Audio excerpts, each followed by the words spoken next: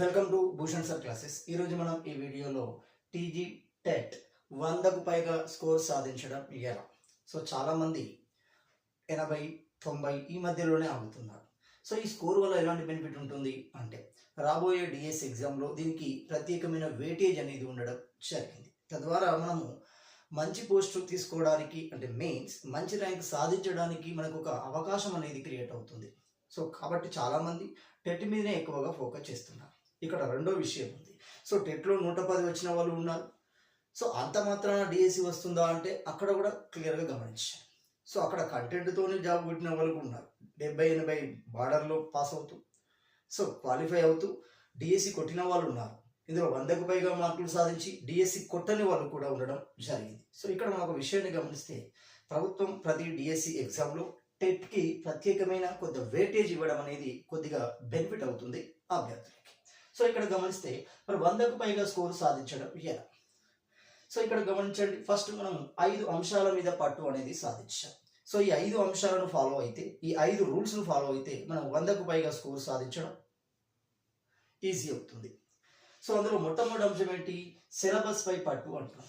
So ఏ ఎగ్జామ్లోనైనా మనం మంచి score సాధించాలి అంటే, మనం అనుకున్న లక్ష్యానికి రీచ్ కావాలి అంటే మొదటగా మనం ఫోకస్ చేయాల్సిన అంశం సిలబస్ అంటున్నాం. సో మన సిలబస్ ఏ విధంగా ఉంది, ఇక్కడ టెట్కు సంబంధించి 2 పేపర్లు కనబడతాయి. సో ప్రైమరీకి సంబంధించి, సెకండరీకి సంబంధించి పేపర్ 1 అంటాం, పేపర్ 2 అంటాం. సో పేపర్ 1 అంటే మనకి 5th క్లాస్లో వస్తుంది. సో ప్రశ్న సరళి అనేది మనకి 8th వరకు వచ్చే అవకాశం ఉంది. సో మనకు అక్కడ క్లియర్గా ఇచ్చారు, పేపర్ 1 అంటే 1 to 5th అని ఇచ్చారు. కానీ ప్రశ్నల సరళి అనేది మనకు 8th వరకు వస్తుంది. అదేవిధంగా పేపర్ 2 అంటున్నాం, 6th నుండి 8th అంటున్నాం. ఈ ప్రశ్నల సరళి మనకి 10th వరకు వచ్చే అవకాశం ఉండడం జరుగుతుంది. సో ప్రతి పేపర్ మనకి 150 మార్కులకు నిర్ణయించబడుతుంది. సో అందులో మనకు సబ్ కేటగిరీ పార్ట్స్ అనేవి ఉంటాయి. కాబట్టి అసలు సిలబస్ ఏంటుందో మొదటగా మనం గమనించాలి. ఎందుకు గమనించాలో మీకు అర్థమవుతుంది చూడండి. సో సిలబస్ ఏముంటుంది పేపర్ 1లో మనకి క్లియర్గా 1, 2, 3, 4, 5 5 అంశాలు మనకు కనబడడం జరుగుతుంది. కాంపోనెంట్స్ కనబడతాయి. అందులో మొట్టమొదటిది ఏంటి, మనము చైల్డ్ డెవలప్మెంట్ అండ్ పెడగోగి అంటున్నాం. దీనికి 30 మార్కులు కేటాయించాం. సో 150 మార్కులు ఉన్నాం, 5 సెగ్మెంట్లు ఉన్నాయి. 5 into 3 ఖచ్చితంగా 150 అవుతుంది. కాబట్టి ప్రతి సెగ్మెంట్కి మనకి 30 మార్కులు ఇవ్వడం జరుగుతుంది. కాబట్టి సమాన వెయిటేజ్ అనేది ఉంది. ఇక్కడ ఒక విషయం గమనించండి. రెండవది లాంగ్వేజ్ 1 అంటాం. ఇక్కడ తెలుగు ఉంటుంది. కొంతమందికి హిందీ ఉండవచ్చు, కొంతమందికి బెంగాలీ ఉండవచ్చు, కొంతమందికి గుజరాతీ ఉండవచ్చు, కొంతమందికి ఉర్దూ ఉండవచ్చు. సో లాంగ్వేజ్ 1 అనేది అందులో ఉంటుంది. దాంట్లో మనకు 30 మార్క్స్ వస్తాయి. అదేవిధంగా లాంగ్వేజ్ 2 అంటున్నాం. లాంగ్వేజ్ 2 అనేది ఇంగ్లీష్ అవుతుంది. సో అదేవిధంగా మ్యాథ్స్ 4th అవుతుంది, 4th కాంపోనెంట్ అవుతుంది. 5th అనేది మనకు ఎన్విరాన్మెంటల్ స్టడీస్ అంట.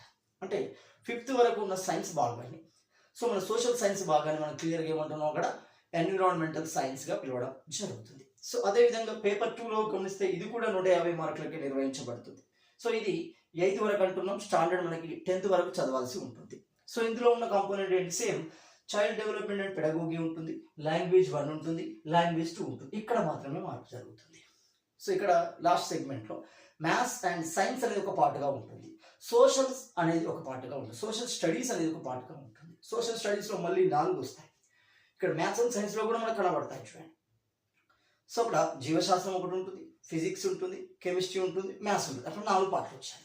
సేమ్ ఇక్కడ సోషల్ స్టడీస్లో కూడా 4 పార్ట్లు ఏంటి, అక్కడికి జాగ్రఫీ, హిస్టరీ, సివిక్స్ అండ్ ఏమవుతున్నాయి ఎకనామిక్స్ అనేవి 4 కాంపోనెంట్స్ అక్కడ మనకు కనబడడం జరుగుతుంది. ఇలా మనకు సిలబస్ అనేది ఉంటుంది. సిలబస్ మనకి ఏముంటుందో తెలియాలి.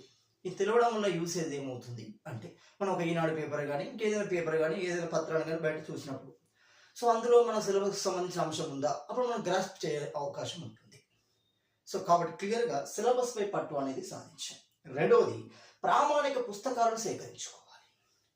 సో స్టాండర్డైజ్ బుక్స్ ఎక్కడ ఉంటాయి, స్టాండర్డైజ్ బుక్స్ అంటేనే టెట్ అంటేనే మనకు డిఎస్సి అంటేనే కేవలం అకాడమిక్ పుస్తకాలు అనేవి స్టాండర్డైజ్ అవుతున్నాయి. కాబట్టి ఈ అకాడమిక్ పుస్తకాలు తీసుకోవాలి. ఇక్కడ ఒక నా సజెషన్ ఉంటుంది చూడండి. ఇక్కడ మీరు ఏదైనా మార్కెట్లో దొరికే ఒక ఆథర్ బుక్ తీసుకోండి, దానికి ఈ ప్రామాణిక పుస్తకంలోని అంశాన్ని జోడించండి. అప్పుడు మీకు ఒక ఫుల్ ఫ్లెడ్జ్డ్ స్టాండర్డ్ పుస్తకం అనేది రావడం జరుగుతుంది. ఈజీ అవుతుంది మీకు. అటు ప్రామాణం ఏమవుతుంది, అకాడమిక్ చదివినట్టు ఉంటుంది, ఇటు ఒక ఆథరైజ్ చదివినట్టుగా ఉండడం జరుగుతుంది. ఎందుకంటే ఫస్ట్ ఆథరైజ్ తీసుకోండి, ఒక లెసన్ చదవండి, ఆ లెసన్కి సంబంధించి మనకు అకాడమీలో ఏముందో చూడండి. ఇక్కడ కవర్ కాని పాయింట్ ఏదైనా ఉంటే అది అక్కడ రాసుకునే ప్రయత్నం చేయండి. అప్పుడు మీ దగ్గర ఒక ఫుల్ ఫ్లెడ్జ్డ్ బుక్ అనేది మీకు క్రియేట్ కావడం జరుగుతుంది. కాబట్టి స్టాండర్డైజ్ పుస్తకాల సేకరణను తీసుకోవాలి. అంటే ప్రతి సబ్జెక్ట్కి ఒక ఆథర్, అదేవిధంగా స్టాండర్డైజ్ పుస్తకాల యొక్క మ్యాటర్ దానికి జోడిస్తూ కొత్త నోట్స్ను క్రియేట్ చేయాలి. సో అదేవిధంగా 3 గమనిస్తాం, ప్రీవియస్ ప్రశ్నల సాధన. ఇది చాలా చాలా చాలా ఇంపార్టెంట్. చాలా మంది మర్చిపోయేది, చాలా మంది నెగ్లిజెన్స్ చూపించేది ఈ ప్రీవియస్ ప్రశ్నల సాధన. అసలు ఎవరు చేయరు, మోడల్ ప్రశ్నలు సాధన చేస్తున్నారు, అది తప్పు. సో ప్రీవియస్ ప్రశ్నలు సాధన చేయడం ద్వారా ఏమవుతుంది అంటే ఎగ్జామినర్ టెట్లో అంటే ఎగ్జామ్లో ఏ ఏరియాను ఏ విధంగా అడుగుతున్నాడో ఒక క్లారిటీ వస్తుంది. మరో సందర్భంలో అదే ఏరియాను అడగాలి అంటే ఏ కోణంలోకి వెళ్ళే అవకాశం ఉంటుందో తెలుస్తుంది. అదేవిధంగా ప్రతిసారి రిపీటెడ్ కొన్ని ఏరియాస్ ఉంటాయి. ఆ రిపీటెడ్ ఏరియాస్, ఆ కీ కాంపోనెంట్ ఏరియాస్ మీకు ఐడెంటిఫై అవుతాయి. సో బాగా గమనించండి. సో ఈ ప్రీవియస్ ప్రశ్నల సాధన ఏ విధంగా చేయాలి అంటే డైలీ చేయాలి. డైలీ మీన్స్ మొత్తం పేపర్ కాదు, డైలీలో ఒక 30 క్వశ్చన్స్ తీసుకోండి. సో మార్నింగ్ లేసి ఒక 30 క్వశ్చన్స్ చదవండి, క్వశ్చన్ టు ఆన్సర్. మళ్ళీ ఒక ఈవినింగ్ పడుకున్నప్పుడు మళ్ళీ ఒక క్వశ్చన్ టు ఆన్సర్ చదవండి. చదివినాక మీరు సిలబస్ ప్రామాణిక పుస్తకాల్లోకి వెళ్తాంటే మీకు అర్థమవుతుంది.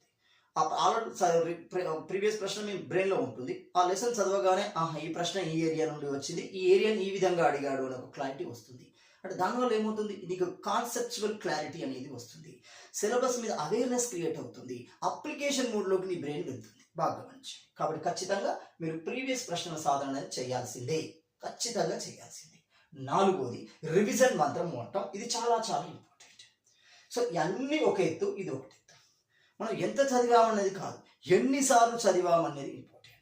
ఎన్నిసార్లు చదివామన్నది కాదు, ఎంత క్లారిటీగా చదివామన్నది ఇంపార్టెంట్. ఎంత క్లారిటీగా చదివామన్నది కాదు, ఎంత అప్లికేషన్ ఓరియంటేషన్లో ఎగ్జామ్ మూడ్లో చదివామన్నది ఇంపార్టెంట్. అది మీకు స్టెప్ బై స్టెప్ మీకే క్రియేట్ అవుతుంది. కాబట్టి క్లియర్గా రివిజన్ మంత్రాన్ని క్రియేట్ చేయాలి. సో రివిజన్ మంత్రాన్ని క్రియేట్ చేయడం అంటే అర్థం ఏంటి, డైలీ వారీగా, వీక్లీ వారీగా, మంత్లీ వారీగా మీరు ఒక ప్రణాళికను చేసుకోండి. ఖచ్చితంగా రివిజన్ చేసుకుంటూనే ఉండాలి.